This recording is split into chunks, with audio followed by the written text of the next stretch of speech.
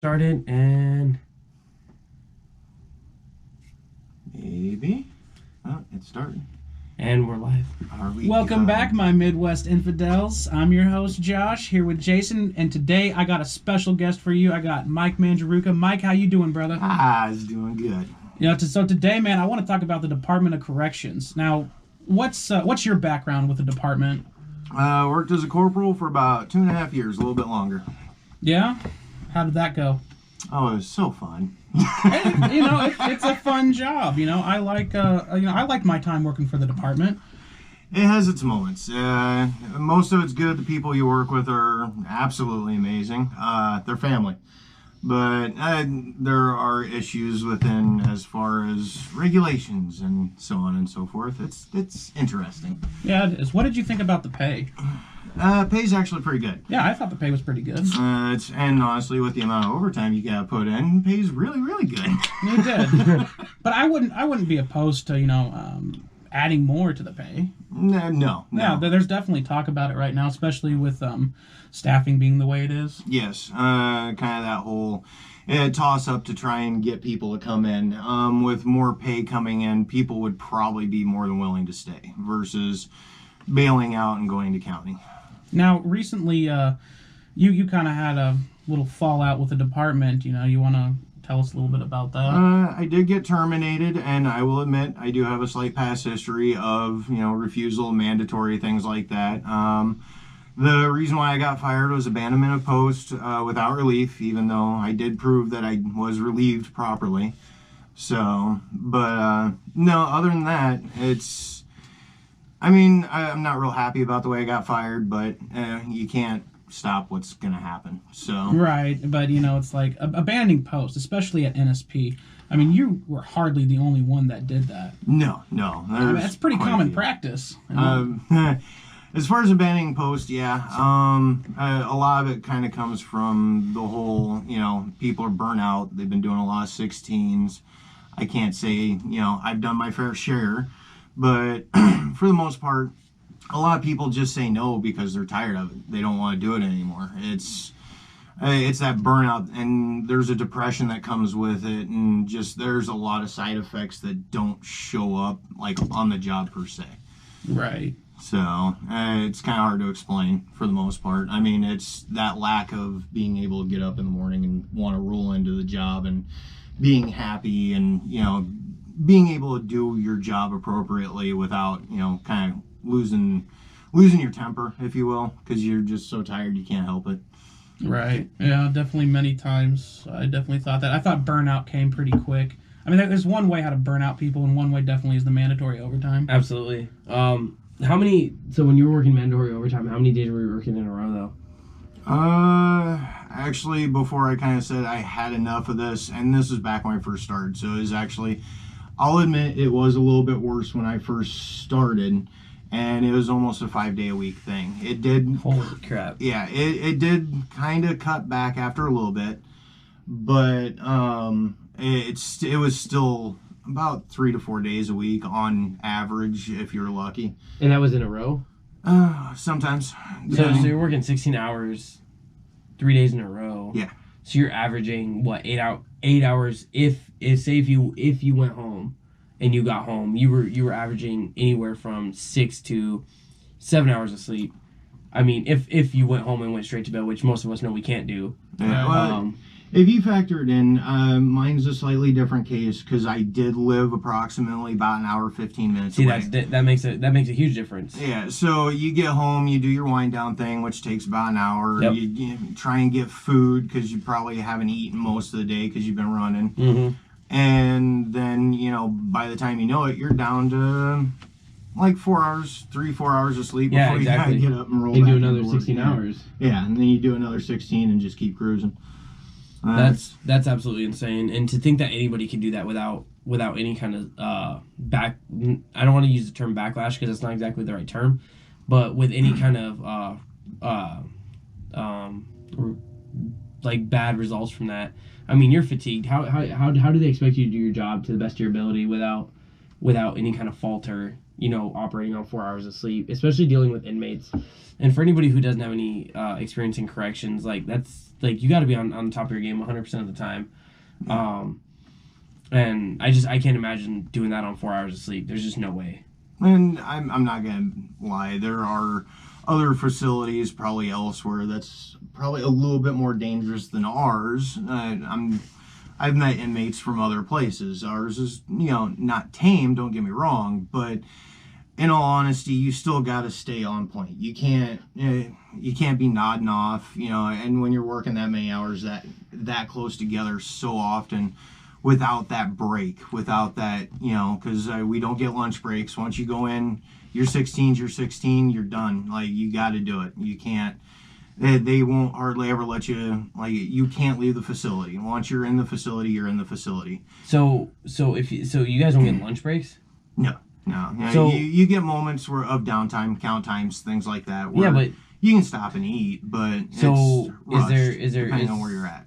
So I guess what I'm trying to get at is, isn't by Nebraska state labor laws, aren't you every 8 hours you're supposed to? That's actually a federal law. I was gonna say, aren't you required to have so many hours of the state obviously bypasses that, but there are certain jobs. With most jobs you have to have, with an 8 hour you need to have like a 30-minute break is usually how it goes. But that's not, that's ridiculous to think that you can work 8 hours or 16 hours without a break. No, and actually, if you read the labor laws, they do make exceptions for specific types of jobs. Fast food's one. They do say that you're supposed to have a 30-minute break, but depending on, if you're in the middle of a food rush. And your break comes up right then, due to time. If you're in the middle of a food rush, they can actually kind of bend the rules to ensure that service is, there. State jobs such as that, especially with something as like high security and where you got to be on there all the time without 100%. They factor in for the fact that there are downtimes like count time, which for people who are working specific areas, they get that moment to sit down and eat. And I'm not saying you don't get dead spots, but honestly, even the dead spots can be killed with just a simple emergency response call to somebody, doing drugs. Yeah, exactly. So, sucking down the K2. So I'm gonna throw this out there real quick. Obviously, if you're watching live on YouTube right now, you can't see me. Unfortunately, our equipment doesn't provide that. But He's right there. That's all right. Yeah, I'm over here off the screen. Yeah. So Sober October is officially ended today. So you'll see us drinking some beers. We're celebrating. It's juice for me, my friend. But it's crazy to think that you guys don't get that allotted break time, and I get it. When I worked in the grocery department or the grocery industry, it was kind of the same way. You'd get your rushes specifically at certain times of the day, and so obviously we try to not schedule breaks or lunches during that time of the day. But it's still crazy to think that you guys don't have enough staff that can cover somebody even for a 15-minute break. Long enough for you to excuse my French, but use the bathroom. Go take a piss or whatever you got to do. Or even just go smoke a cigarette.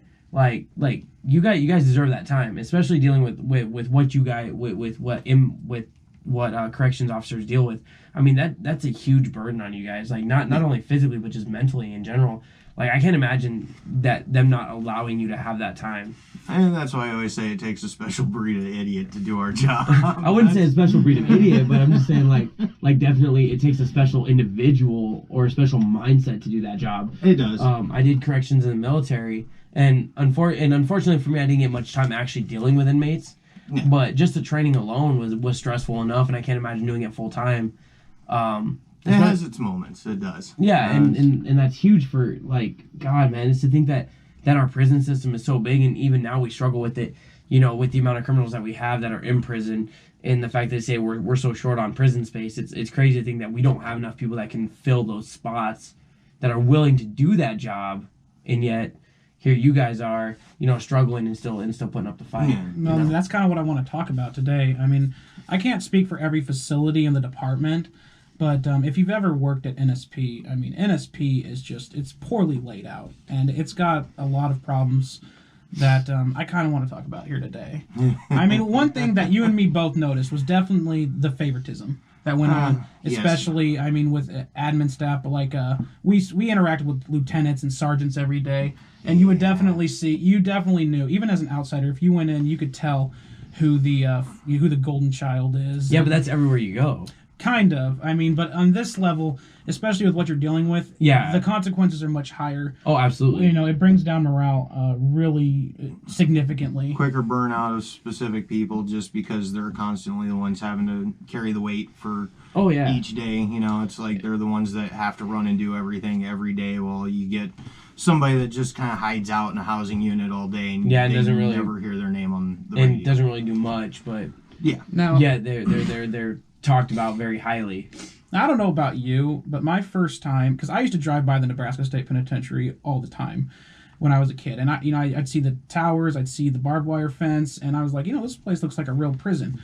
When I OJT'd and I walked through Turnkey, I remember looking out on the yard and I was like, what the fuck is this? I see this building with a 1 on it, this building with a 2, okay, well, those are the housing units. And then we walked in a housing unit and I was like, again, I was just like, what the fuck is this? It definitely changes your view from, all the movies and TV shows you grew up with. Oh, yeah, absolutely. If you ever been to Tecumseh or LCC, when I walked into these facilities, I mean, it felt like prison.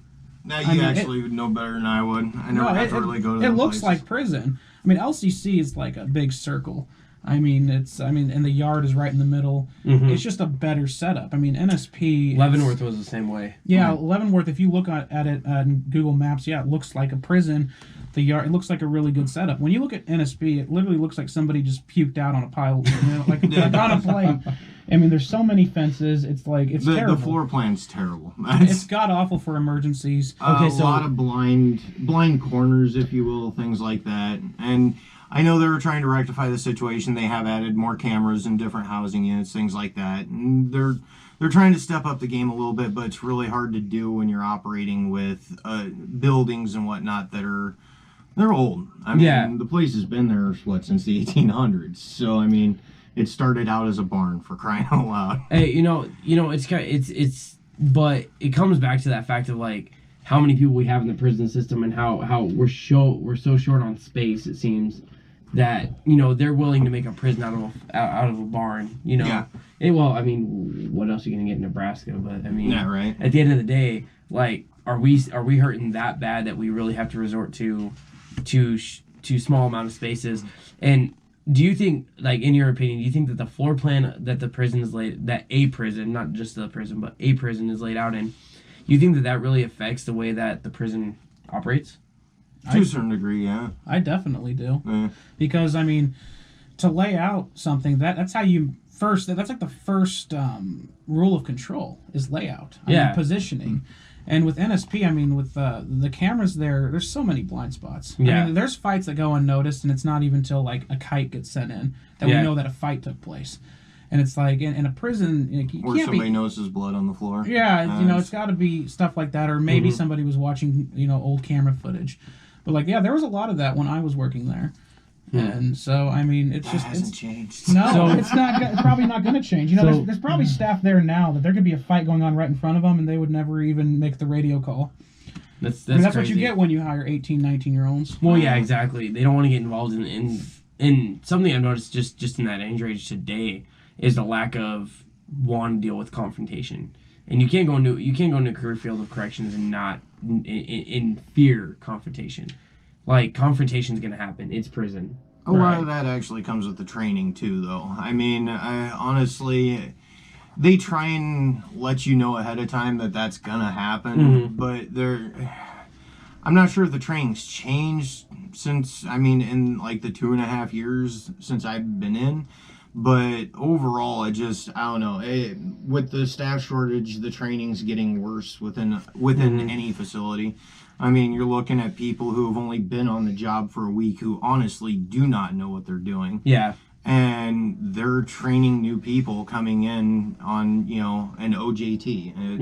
On a training day. Yeah. And you can't have that. It does not go well. And eventually there ends up becoming this real disconnect between what needs to be done as far as safety and security go and, what ends up happening, which, you end up starting to get, inmates that hurt each other or, go after staff because they get pissed off, things like that. Training definitely needs to get a swift kick in the ass, if you will. So me and Josh used the term fear mongering before, in a couple episodes. Do you think that the training, like, so when your recruits are going through training, I don't know what you guys call them, but I'm gonna use the term recruits. But when your recruits go through training, do you think that they're literally taught, when they talk about past deals and things that happen, do you think that they deal with the fact of, like, they're just so scared when they get into that job that they just don't know how to handle it? No, I do not think that's what it is. Honestly, I just think it's hard because, like, for the state, we go through STA before you go to facility. It's just like a central training center, and then you go to your facility. But in all honesty, like when you look at like county jails, a lot of them will just do it in house, and I honestly think that the state should adopt that. Most training is specific to one facility. Yeah. And so they're just confused. It's not that they're scared. It's not that they're seeing so much horror in front of them. It's just that they're confused. They just don't know how to handle it. They don't know how to handle it. One thing that they did, when I was hired on in 2013, we had to go through, it was like a physical test. Yeah. And it was pretty fucking lame, to be honest. Like, you had to just you had to be on one knee for 4 minutes. And you had to, like, press on this little device for your thumb pressure, and then you had to carry like a certain amount of weight. I think the most difficult thing was you had to walk a mile. You had to walk like a mile, and you had like 30 minutes. You had a lot of time to do it. Right. Well, people were failing this. How? And the average person walks a mile in 15 minutes. Oh god, dude! When I was hired on, I was a 20-year-old alcoholic, and I was smoking cigarettes, and I passed this shit no problem. But yeah, people were failing, and they were ineligible for hire, so they dropped that. And also, they didn't want to spend the money, but that wasn't it. It was because it was, making people ineligible. So anyway, the point is, during training, because you had to prove, the whole point of the one knee thing was that you had to prove that you could get on one knee to put on, the leg restraints on an inmate. Well, they had people that couldn't do that without laying on their stomach. And, what? Yeah, and if you've ever been around, maximum security inmates, yeah, that's just a horrible idea. Yeah, absolutely. I mean, to be on your stomach to put on hand restraints. Yeah, I could see that going. The caliber of staff went down dramatically in my time. Why the fuck would you lay on your stomach to put on leg restraints? Because your gut's in the way, apparently, and there's too much. That's the only thing I can think of. So when I was in corrections training, we did 4-cell moves. You know what 4-cell moves are, right? Yeah. Okay. Of course. Okay. So been on a couple. So how fast you got to put leg restraints on? Honestly, when you got 5 guys holding somebody down, I mean, yeah, you don't really got a time limit, right? But you're definitely not on your fucking stomach. They even taught us. Depends on who it is. Yeah, so they taught us not to even like actually rest on the knee. They told us to squat. Yeah. Because at least you could catch your balance if you got kicked. Well, it just depends. Honestly, you would do better being on one knee versus squatting. So it's kind of crazy to think that that people were laying on their stomach to put on leg shackles. It's just kind of crazy. That's almost mind blowing to me, to be honest with you. They don't do that anymore. No, I know when I came in, that was all. So I kind of want to shift gears here. So with both of you guys, being state corrections for Nebraska, what is the care like for inmates? Like what is sweet and gentle? You want to take the reins on this, or I really want to know, because so in the military, at least in the Army, they teach us the 3 C's: care, custody, and control, and care being the first one. I'm really curious to find out on necessarily the civilian side what care is like for inmates. I can kind of speak for a lot of people when I say we kind of run on the thought that the recidivism rate is kind of a shining example of this. As far as where a lot of us are concerned, it's one of the situations where we are literally treating them to a point where they want to come back anyways. And we firmly believe that maybe, if we didn't treat them so damn nice, they wouldn't want to come the fuck back on a regular. I mean, we got people in there on like their 3rd, 4th, 5th fucking number. They've done it a few times, and honestly, every time they come back, it's a little bit better for them. They're getting Xboxes and TVs and all kinds of stuff that, before that they didn't have.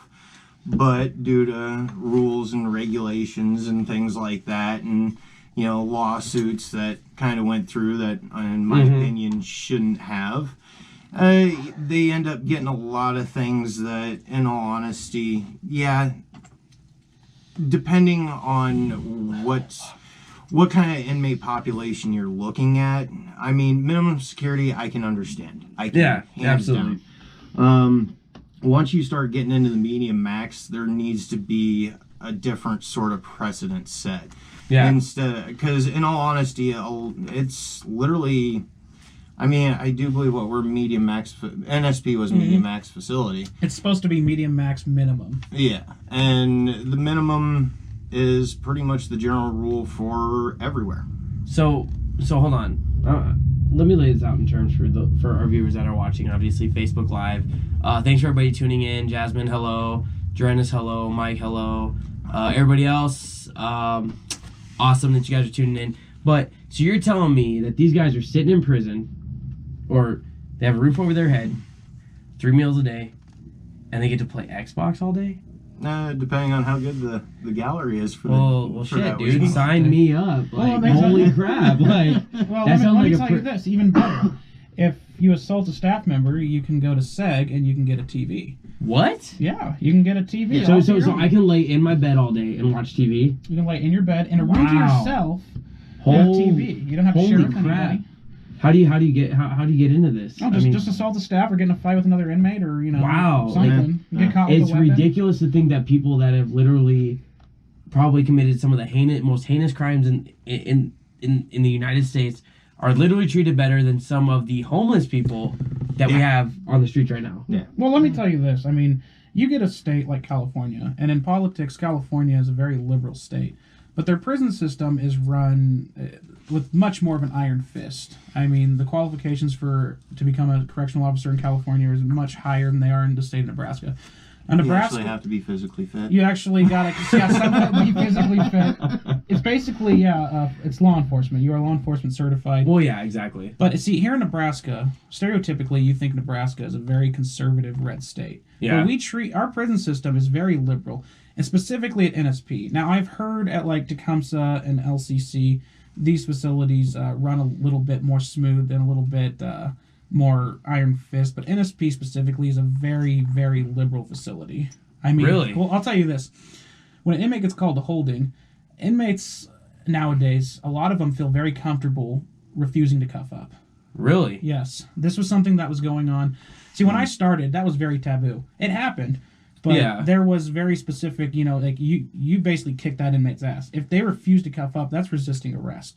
Well, And you sprayed them, you did what you had to, and you were backed up. Yeah. Because you didn't do that. Now, you have staff trying to cuff up an inmate, and an inmate will, fuck you. I'm going to assault you, if you spray me. And you'll have, a higher up, a lieutenant that'll come and basically, take the inmate side? Go ahead. We'll walk you up there. You don't have to cuff up. I've seen that. That's happened multiple times. Wow. Did you ever witness anything like that? No, too many times to count. Yeah, exactly. And it is one of those situations that we are taught to try and diffuse a situation by talking it out. Which Yeah, I absolutely. understand. There is a time and a place, and there are times where it has actually worked out for the better. But in certain cases, when you have there are points where you gotta realize that talking is done. There's no why are you gonna sit here and spend 2 hours doing this one thing just to save you 2 hours of paperwork kind of deal? Yeah. Because a lot of that gets handed down, and the reason why, and I've heard it said a couple times, it's like, well, you just said we saved you this amount of paperwork. And in all honesty, as far as the use of force is concerned, I'm willing to do the paperwork. Right? It's depending on the situation. Now, let me ask you this, because this was implemented after I quit. But if you have an inmate up in holding who's given staff problems, is threatening staff, what do you have to do now? You have to get their peer leader, or what's it called? Peer mentor, I think it is. Peer mentor. Something along those lines. So tell us about that. What does that entail? So a peer mentor for these guys is usually somebody that they go up and they talk to these guys and kind of bring them down, try and bring them around to kind of like our way of thinking, I guess, if you want to call it that. Okay. So is this another inmate or is it? It's usually another inmate, yeah. Okay. We have nothing to do with that. Their peer mentors are handpicked or whatever. I never really delved into the program per se. But it is a situation where at some point they instituted this new policy if we are having issues with inmates within a cell, whether it be in the holding tank or if it's in a housing unit. Now instead of actually, just resorting to, well, if you're not going to follow a directive and you're not, if you're refusing to follow the rules for all intents and purposes, then now we actually have to go get one of their peer mentors and have them talk to them, and then we move on from there. So you guys don't go straight into 4 cells? No, not anymore. Wow. But to me, that's just basically like putting, that's like handing the more power over to the inmate population. No, you're 100% correct. Like, at least the way we're trained in the military, if they refuse, man, you call a 4-cell team, they're coming in, they're going to take you. Oh, exactly. And that's the way it used to be. And that's the way it needs to be. Yeah. Because honestly, if you, like, are we technically really running the prison systems if we operate by these rules? Honestly, or are the inmates running the prison systems? It's almost getting to a point now where, a lot of people will legitimately tell you, it's like, what are we even here for? Yeah, exactly. Like, all we need is somebody to, honestly, we just need somebody to watch the main door. That way they don't come and go. No, you need a target for a segged inmate to throw shit on. Yeah, essentially, like that's kind of what it sounds like. I didn't realize it was this bad. Oh, but believe me, when I started working at NSP, it wasn't that bad. I mean, it was still, not like what I was expecting, but it just got worse after the 2015 Tecumseh riot. I noticed a big change in policies and a big exodus of really good staff. And oddly enough, due to the policies. Yeah, I was going to say exactly. Like, yeah. I mean, you can see a part of it, but yeah, after 2015, things really changed in that department, and not for the better. It went on a very downward spiral, especially for NSP. But yeah, it's not a good situation over there. Well, and the loss of good staff. I mean, we actually lost a really good one back in May. Sergeant David Boley. Yes. May he rest in peace. And I heard from multiple people, this was after I left, but I heard from multiple people that the facility just, like, the whole energy of that facility just left after he was gone. And the thing is realistically, is when you walk into work, and Josh, you can attest to this where we work now, the attitude that you walk in with on Monday sets the tone for the whole week. And realistically, it's that way anywhere you go. Well, unfortunately with corrections, it's not a whole week thing. You literally got to try and set that tone every damn day. Yeah. And we had staff that did that. And I'm not going to name names. We will mention Bully. Unfortunately, he passed. And he was kind of one of the glues that binded everybody together. And when you lose somebody like that, it's huge. It hurt. His is one of the few that, he's a man that I deeply respected. Yeah. And pretty much everybody that ever met him did. And the thing is he is one of a few that were there. We've had a few good people quit. Yeah. We've had some third shift lieutenants quit that were absolutely phenomenal. We've lost a lot of good people that were really good with training, knew how to talk, well respected by inmates and staff alike. So let me ask you this. There's been posts, and I'm sure you guys can attest to this, but there's been posts on social media that Corrections is hiring right now with a $10,000 signing bonus. Yeah, that's good. What is your opinion on that? It's stupid. It's desperate. Whenever you see a company with a hiring bonus, it usually means that they have a hard time keeping staff. And for a while, they were doing like a $3,000 hiring bonus. Yeah. But when you jump it to $10,000, that just says desperate. Now, it's going to get spread over 3 years, though. Yeah, that's the other part I was going to move into. Usually, bonuses it is not up front. Yeah, because that would be very foolish. Because I know ours wasn't. No. But yeah, $10,000 is obviously a lot of money, and it's going to be spread over 3 years. Yeah. What they're banking on is that most people aren't going to stay for 3 years. They're going to stay maybe 1 or 2, and that'll give them some more time to fix this problem, not get so much pressure from the legislators and the lawmakers. But $10,000. It sounds great. Yeah, If I'm offering you $10,000. It sounds great. Yeah. But it's not. It's a complete. And honestly, over the course of 3 years, that's literally just a drop in the bucket It really compared is. to like the bills a lot of people have. You'll end up making that over So time. for all of our viewers that are watching right now on Facebook, just think about this. These are two guys that post. Obviously, you guys can't see me. Here's my hands, whatever. I'm out of the frame, whatever. But these are guys that have been there. They've worked it. They're telling you it's not worth it. I'm not gonna say it's not worth it. Honestly, the people you meet there, it is a family. Well, legitimately. Yeah. I have met friends that will be friends for life. Oh, I believe it. It's that whole mud, blood, and tears. It's kind of like the military camaraderie. Yeah, exactly. Yeah. Actually, tighter knit. I mean, I've done both, and in all honesty, I mean, depending on what kind of company you're with or what kind of unit you're with, what have you. Yeah. We're a tight knit group. I mean, and I think that's a part of the problem that they have with a lot of staff. Yeah. Because as far as frontline staff go,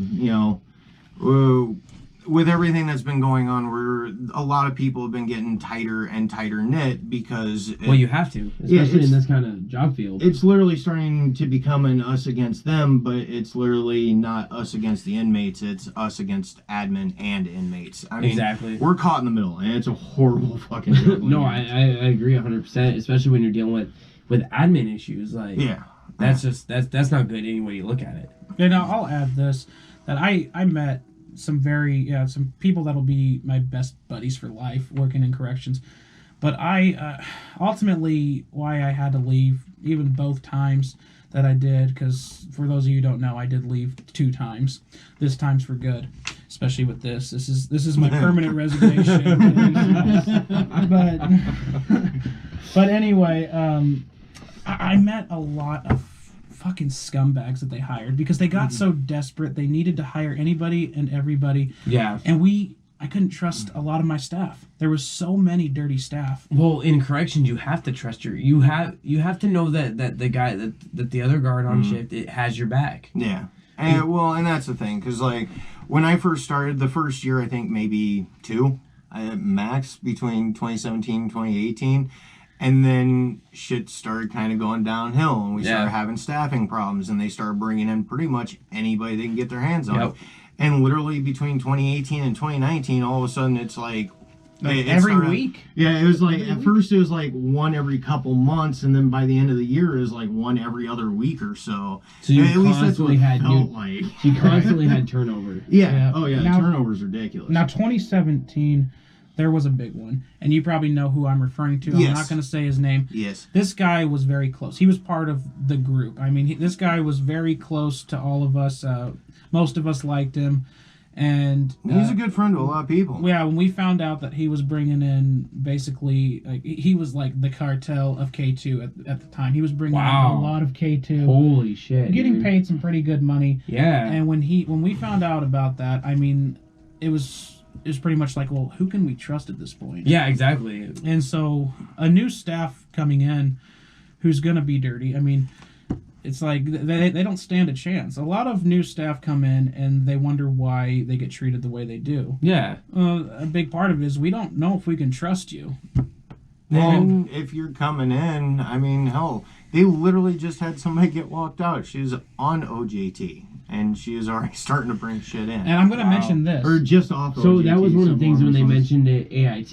Yeah. Like our advanced initial training, whatever. What for corrections was that 90% of the contraband that's found in a prison setting is brought in by the guards. Yeah. And that blew my fucking mind. Well, and I'll tell you this at NSP. This sounds sexist and terrible, but most of the dirty staff were females. Young females. And I'll tell you this, as a young female correctional officer, if I see you talking to an inmate and you look down at your feet and you giggle, at that moment, I've lost all trust in you. Wow. That's true. No, 100%. I mean, like, this is more your guys'... You guys dealt with it on the civilian side. I've dealt with it on the military side. But you guys seeing it from a whole... Like this is surprising to me because, I don't know, when I toured Leavenworth, I was surprised because the inmates were so well behaved. Yeah. Except for the SHU, the segregated housing unit, but... No, they become a bunch of window warriors instead. Exactly. Everywhere. But it's crazy to hear all this because like this like for our viewers, this is not something that's occurring just in Nebraska. This is it's nationwide. Yeah. Exactly. Yeah, most states are struggling in their. If you talk to anybody in corrections, no matter what state they're in or no matter where they're at, I guarantee you they have a story that's somewhat similar to the ones that we're talking about. Oh, you can actually see it on Facebook a lot of the time. I mean, if you're in the right kind of on the right kind of pages, in the groups, there are moments like you'll literally get at least once or twice a week. It'll be like, this ring just got busted, and it's like 7 people, and they're all corrections. And it's they're crazy. all bringing shit in. Exactly. It's crazy. And it doesn't matter what state it is. It's every correctional facility. I'm not going to name any names, but I know a guy that worked. I don't remember which facility he worked in, but he actually got fired because he brought a phone in just to listen to music. But he got caught on camera listening to music on his phone, and they fired him for it. Yeah. And so that goes to tell you that it's that literally that strict of a policy. So when you get caught bringing shit into a facility, that's a huge like mark on who you are as an individual. Even if it's not even for the inmates, but just for yourself. Well, and that's the thing. I mean, they literally tell you time and time again. It's almost an everyday. It's part of the roll call briefing kind of like when you walk in the door. Like Josh speaks. Don't be dumb. Don't bring shit in. Double check yourself before you walk in. Yeah, exactly. There are accidents, and they do happen. Somebody tosses their can of dip in their side pocket and they forget that they have it there. Or, you went and have a pack of cigarettes and you don't realize you stuck it in that side pocket. Yeah, and it happens. It happens. And in all honesty, I mean, I can understand like a once every 6-7 months sort of deal. Yeah.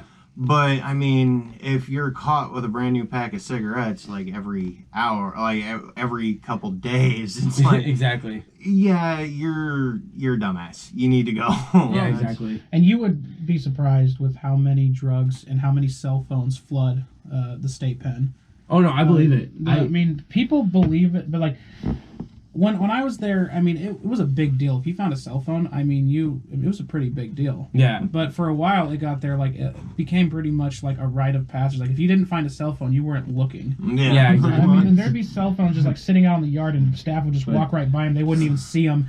And then some sergeant would come by and pick it up, and then at roll call, like, what the fuck, guys? Like, cell phone or K2? Like, K2 is literally just one of those things, like... So... It's there. And... Well, it's funny because, like, I remember me and Josh talked about this at one point on one episode. I don't remember. Maybe it was the drug episode we talked about. Mm-hmm. And Josh mentioned K2. I had no idea what K2 was. Well, go work at the department. Yeah, go work at the department. You'll see it every day. And so he explained it to me. You get high off. I was surprised at, like, exactly what it was. But it's crazy to think. Now K2, is that brought in by obviously guards? Like, is that... It's either brought in or it's thrown over the fence. This is another thing with the poor camera angles. There's a lot of packages that get thrown over the fence at NSP. And, sometimes we catch them, sometimes we don't.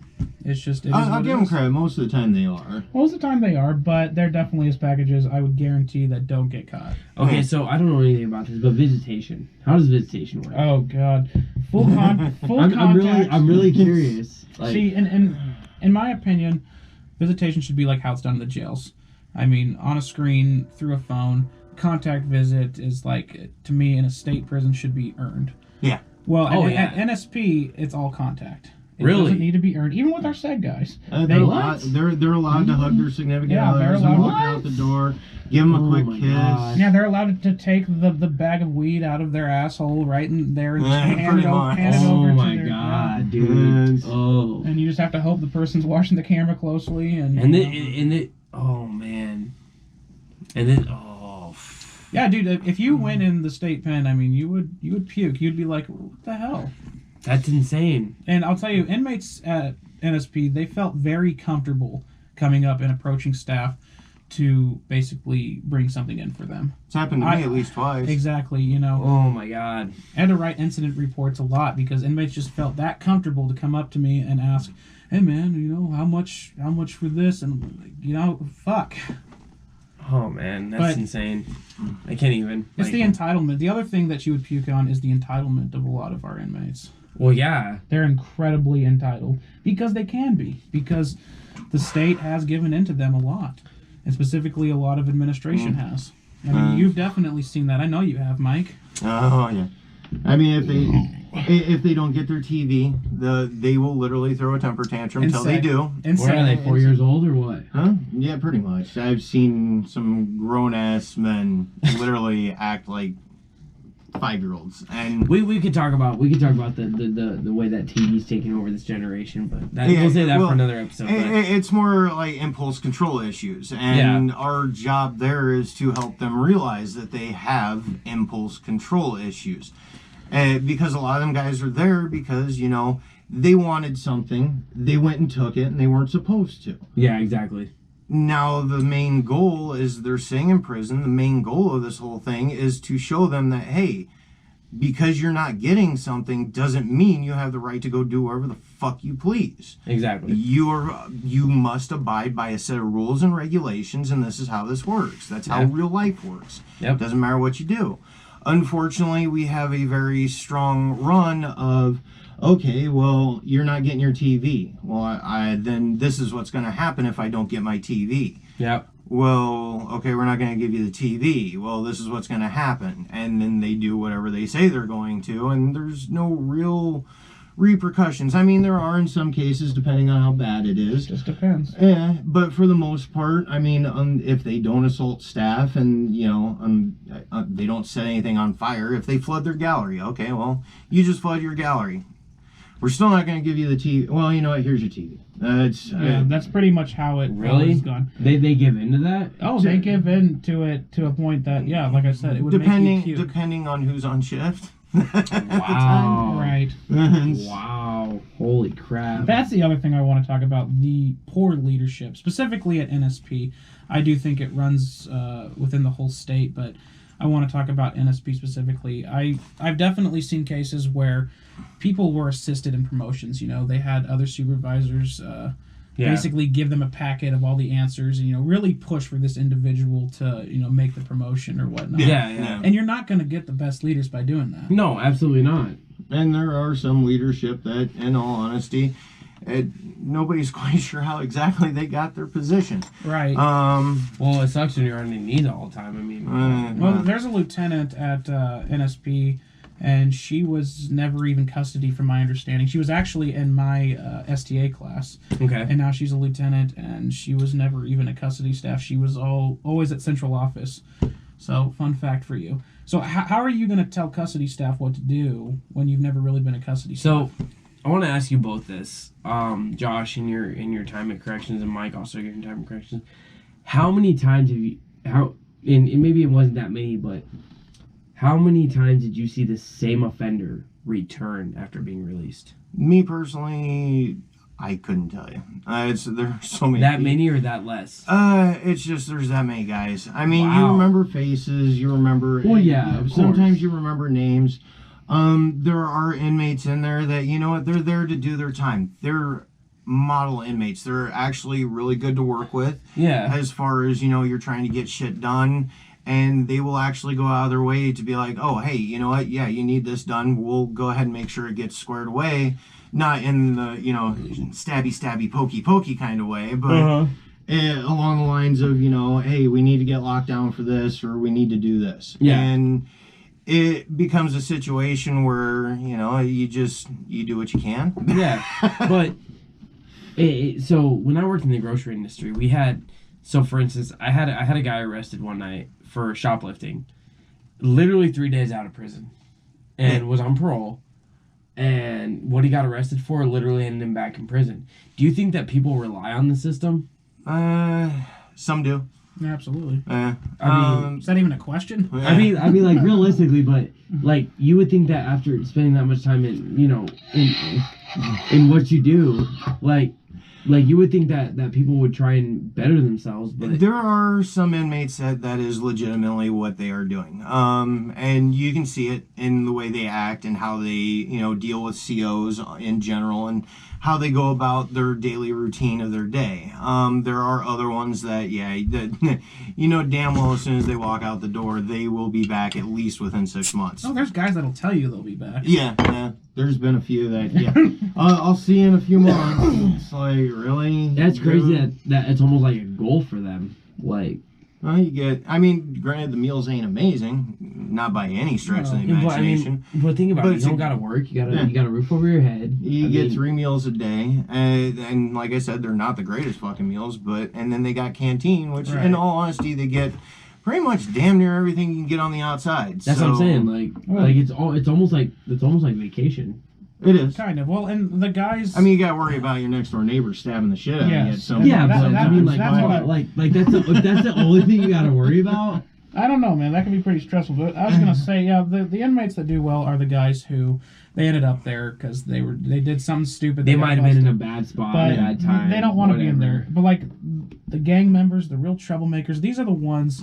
And it felt like, you know, our department was really feeding into them. Yeah. Like, you know, it's always the loudest, most obnoxious ones that got their way. Yeah. And when they fucked up, it seemed like they punished the whole inmate population. Yeah. And it's like, it just seemed like, you know, it like encouraged you to be the most loud, obnoxious piece of shit inmate you could be. Which is shitty. Which really is shitty for you guys. Like, obviously, you guys not anymore, but as people who deal with these people on a daily basis, that's a shitty situation. Like, I mean, you don't want to deal with shitty inmates. You want to hear something? I mean, so to add on to what I just said, there was an inmate. I'm not going to say his name, but he basically sparked the Tecumseh riot in 2015. He was the first one to assault a corporal on the yard, and that got all the other guys moving. Yeah. They dropped all those charges on him. He didn't get charged with nothing. What? I forget what the reasoning was, but it was a technicality, and it was a complete bullshit reason. But the fact that they dropped the charges on this inmate, and so he will be jamming at his appropriate time. You know. Wow. You're right. And it is one of those deals where it's kind of sad because there are shockingly some inmates that would prefer the old school way of doing things. Yeah, absolutely. We were actually dealing with one guy, and this was shit back not too long after I first started, and we were dealing with somebody who's, you know, he's having a day, if you will, and fucking. It was one of those situations. I literally had another inmate walk past me heading to his cell, and he's all like, "Why don't you guys just slam him?" And it's like, we can't. There's nothing that we're allowed to do. And he's like, man, it's a sad state when you guys' hands are that tied. Mm-hmm. So that brings me to my next question. What are your guys' escalation of force? How does that work? And how could that best be improved based on your experiences while you were in corrections? In all honesty, it's like a presence. Yeah. The first rule, the use of force continuum. Is that what you're asking about? Essentially. Yeah. So the use of force continuum is always, and it's the same as law enforcement. It's always presence. Then it's like verbal. Yeah. It's like soft, empty hand, and no spray. Well, spray technically is soft, empty hand. Yeah. No, it depends. And then you have hard, empty hand. Okay, so being in corrections, though, you're already dealing with people that law enforcement had dealt with. Yeah. How could this better be improved, though? Like, in your opinion, how in all honesty, I don't mind it. The only problem is we're not allowed to follow it on a regular. What do you mean you're not allowed to follow it? We get to verbal, and then that's kind of where everybody gets hung up. It gets very messy after that, because there has been people who have sprayed, or there have been people who have used force, who skipped spray and actually used force, and they were disciplined or fired. You know. So because or vice versa, there are moments where, in all honesty, spray shouldn't be used, mainly due to just distance between you and the other person. Okay, so because somebody wants to be an asshole, you can't take the steps necessary to take care of this. Not anymore. No, not without. It gets very dicey. It becomes a question where they question you more than they do the inmate about what happened. They've already been sentenced. They know what they got to do. If they don't fucking listen, take care of the fucking problem. Unfortunately, we're not allowed to do that. And that's bullshit. To a certain degree, I do understand where some of it comes into play. I do. And there does need to be a section where, you know, there has to be some sort of verbal ROE, basically. Yeah, you gotta talk to them and see what the hell's going on, because there are a lot of cases. Yeah. You can solve it in about 10-15 minutes just by talking to them. Yeah, which is cool. Whereas there are moments where, I mean, it's a questionable thing. Yeah. And depending on what you do, and I'm not going to say that there aren't some bad eggs out there. Unfortunately, the news has shown that there are. Yeah. And we all catch a bad rap when we're trying to do something that, is well within the realm of what we're supposed to be doing. But unfortunately, some dickhead decides to go and ruin it for everybody. Yeah, exactly. But to a certain degree, when it gets to a point where you can look at camera footage, see exactly what happened, and it matches up with your paperwork, and you're still answering 50 some odd questions about what happened, and they are literally out to blame you for what happened, that's when the problem starts, and that's when morale starts going to shit. Let me ask you this. When you guys go in and you guys do an investigation, do you guys, not even necessarily an investigation, so I know when in the military when we do forced out move, you guys MPI, which is military police investigators, that videotape this to make sure that everything goes the way it's supposed to go. Yeah. Do you guys have something similar? Yes, we do. Okay. So... Well, depending on the situation, there are moments where use of force, it's an unplanned use of force. Okay. It's spur of the moment. You don't know what's going to happen till Exactly. So anything else that's planned, there is cameraman involved, all that. Okay, so at the end of the day though, if they're resisting, they're fighting, they're doing whatever they need to do to prevent themselves from getting cuffed or whatever. Are you guys really the ones that get in trouble when you guys got to use force? Depending on the situation. Yeah, a lot of the times, yeah. How is that a thing? Because if you have to do what you have to do to get your job accomplished. Because unfortunately, we've had a few too many people do the wrong thing. That, and like I said, Nebraska runs their prison system very liberally. I mean, so if you really want to know, you're going to have to ask a senator. And you're going to have to ask a lawmaker. And I'm going to tell you this. I bet you anything, a lot of these lawmakers have never even been in a fist fight. Yeah. In my personal... in my experience, these lawmakers, or whoever writes these, our use of force and, tells us how we need to use it, they need to get in a fight with an inmate at least once. Yeah, just see what it's like. See what it's like, because... It's all what do they call it? Sunday morning quarterbacking. Yeah, that's all it is. Like, well, why didn't you use this? Why didn't you? So I'm gonna do say that? this for all you guys, obviously can't see me on our Facebook Live video. If you are in the corrections department, my hat tips to you guys for doing what you do and being able to accomplish your mission every day. For those of you that have been in the industry, no longer are, congrats to you guys for realizing this shit and not dealing with it. And depending on how far this goes, I was thinking about going back, but I might not be able to after You know this. what? It shouldn't matter. Because realistically, our prison system is probably the most corrupt system in the country. I say that with the aspect of like, okay, politicians are corrupt, whatever. But think about, like you guys said, how much shit gets brought into prisons. 90% of it's brought in by the guards, right? Yeah. So how corrupt is the prison system? It all depends on how you look at it. Yeah. There's a lot of low lives that get hired. So I'm like you guys obviously have higher integrity. Right. I try to think so. Yeah, your integrity speaks a lot. You don't know about this guy. I mean, no, your integrity speaks a lot to who you are as an individual. But at the end of the day, you guys have done. And obviously you guys are out of it now, but it comes down to the fact of like being fired or quitting for doing the right thing should never be an option. Should never be an option for doing the right thing. No. And that's the shitty part. And honestly, another reason why we get a lot of people, and fucking, they try and stress it, and honestly, I don't think they do a good enough job with it. Depression. I can imagine. You guys deal with the world's worst. Yeah, it is a huge component of the job. So, I'm gonna say this, not to interrupt you, Mike. I apologize, but at the end of the day, so people say that cops deal with the worst of society. They do. Honestly, I feel like corrections people deal with more of it because you guys deal with the shit every fucking day. The big difference between cops and corrections is that yes, almost every single guy that you're dealing with is a career criminal or just a criminal piece of shit. Yes, 100%. But we know who they are. When you're a police officer and you're out on the street, and hats off to you, beat cops. you don't know what kind of weapon this person has. Exactly. You don't even know who you're dealing Yeah. with necessarily. Yeah. So that's the big difference between is that, yes, we know we're dealing with a scumbag. We know who they are. We have a file on them. When you're an officer, you don't know.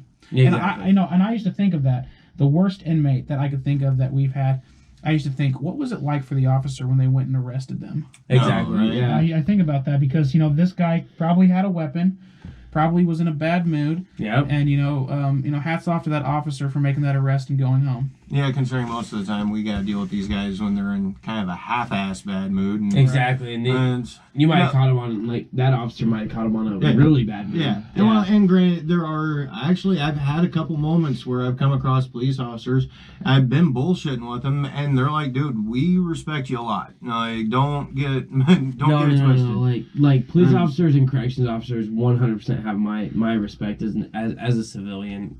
It's just... Well, I'm not gonna lie, it was shocking to hear a police officer tell me, like, dude, I respect you. Like, the job you do is fucking miserable. Yeah, compared to what they do. Like, yeah, I'm like... They deal with them long enough to get them to the wow. jail, and then you guys deal with them every day after that. Like, it's almost nerve-wracking to think that, like, to deal with... to think about what you guys deal with as... just on an everyday basis, like it wears on you, and it does change you a lot. I think I kind of had a better, not so much a better change, but I dealt with it better just because I did military for 8 years. And exactly, and that changed your mindset in general. Yeah, you're used to that kind of. But there are some people, they're first coming in and. A couple of these guys, this is their very first fucking job, and it is an eye-opener for them. Oh, and it fucks them up. It truly fucks them up. And again, that kind of falls into the depression end. And among other things, you got, our favorite thing to do. It's on the downtime. Absolutely. Sober October, everybody. Yep. But, no, it's, a lot of people turn to drinking, and we have lost a few officers or corporals due to drug use. And I can kind of understand why. Does that go... So would you say... Not to interrupt you, Mike, but... I know I've done that a lot tonight, and I apologize, but... Stick my finger in your nose. It's okay. We'll wait till after the podcast. But, would you say that corrections also incorporate some form of PTSD as well? I mean, it can, but... It depends on, what you work, how, and, There's people that work corrections that will never deal with anything. Yeah. They never do. And then there's people on their very first day, they're dealing with a staff assault. Yeah. I mean, so it's not something that's universally dealt with by every single correctional officer. Yeah. So, it is what it is. Do you guys have some form of some system in the corrections industry, at least where you guys work? I know, at least in the military, like some institutions had the PAL system, the mental health kind of stuff. Well, not necessarily that, but it was like, so if you were being assaulted, if you carried, like, it was kind of like a device on your belt, but if you got knocked to the ground, it would automatically alert somebody. Yeah, there's nothing like that at the state bank. Really? No. So if you guys are getting assaulted and you guys can't get to your radio to call, you're shit out of luck. You better hope somebody else is watching. Wow. Yeah. Wow. That's insane. Yeah. Well, I mean, it's just the danger aspect, and it's part of an old facility. I mean, but there's technology out there that can assist you guys in what you do. And there's a lot of that county. costs a lot of money. Yeah, and it doesn't matter. Yeah, there's a lot of county jails that have stuff like that. And that's one of the most interesting things that I thought, because just recently, Director Scott Frakes was being questioned by some lawmakers, and one of them brought up the fact that they are basically losing staff to these counties, and he said, "Oh no, that's a myth. That's not true." And the senator snapped back like, "That's not just in your head, bud." Yeah, it's 100% true. They're paying them better. They're better technology. I mean, so. It's just a better place to work. Believe me, you're losing out some of your best staff to counties. Yeah, absolutely. Yeah. Actually, they just had somebody go to county. So they've had several really good staff go to county. It's shitty, dude. It's like our job. Like, we work production and we see it, dude. Like, I can't imagine corrections. It's crazy. Well, I'll tell you now, the operation that I'm in now, the company I work for, much better setup. I mean, we have our problems. We have supervisors that aren't qualified. But for the most part, I think our supervisors are awesome. Oh, absolutely. And I think the Absolutely. company tries to keep us happy, but not, suck our dick or anything. No, it's just our shift sucks. Yeah, it does. There's no way of putting that any But better I mean, than it does. they'll throw parties for us. Exactly. I mean, we they'll can't try to keep us happy. At the state, you don't really get any of that. really. You don't get none of that shit. I mean, they'll try, but when they try it, it's such a fucking they suck at it. Actually, from what I heard, because I'm no longer there, but apparently their thank you for or their apology for this wonderful new 12-hour shift thing was they got everybody Subway, which honestly, I didn't see the sandwiches, but I can about guarantee they were about the most bare bones things you Yeah. can Oh get yeah, for Subway. which is I funny. can imagine. Yeah, It's absolutely. just funny. One of those dirty staff got a footlong from the state, which they're about to go get a footlong from an inmate. But anyway, man, dude, thank you so much for being with us. Yeah, absolutely. This is definitely an Really good eye-opener. episode.